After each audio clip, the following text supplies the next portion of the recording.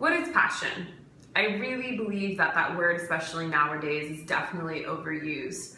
When I see myself and how I talk about dance, I really believe I am a passionate person. Growing up, I started dancing at 4 years old, and unfortunately I was only able to take 3 hours of dance a week due to the fact that my mom was a single parent. So before each of my classes, I would have my mom drop me off 3 hours before each dance class.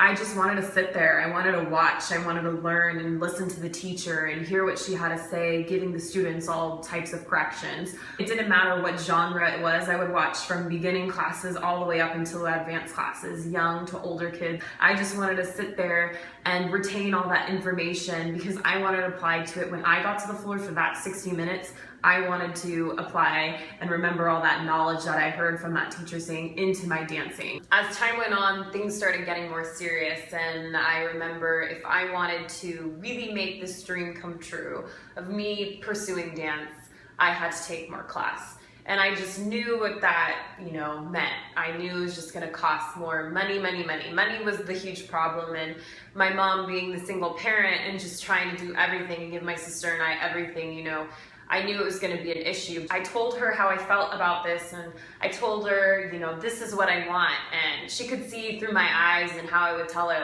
that I was truly serious about this. So she made an agreement with my forever angel, Miss Sharon Keller, the studio owner at the time, and they basically came up with an agreement for me to take as many dance classes as I want. I had help.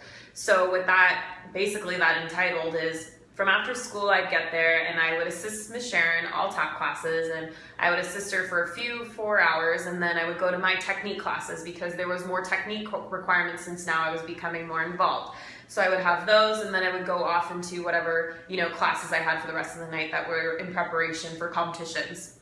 So that was a Monday through Friday gig. I mean, I was there all the time, and by the time I was 16, I had not only memorized, I was having to do my 10 routines and get those prepared for competition season, and also my technique requirements. I also, since that was a part of the deal, I was assisting 36 tap routines, and that was not even including the technique classes that I also helped her with too. From solos to duos to trios to young girls to older advanced girls, I was their assistant. The song would come on and I'd be like, oh, formations, and this is the step. Anybody had questions, I would have extra privates with them, whatever I needed to do, and I would have to be at competitions on days that I didn't have to be there at Dark 100, warming them up, preparing them, being there to push them on and, say that they're gonna do well, and, I was their motivation. And for me, I wish I had that. As much as I love my mom to death, she was so busy and thinking about everything else,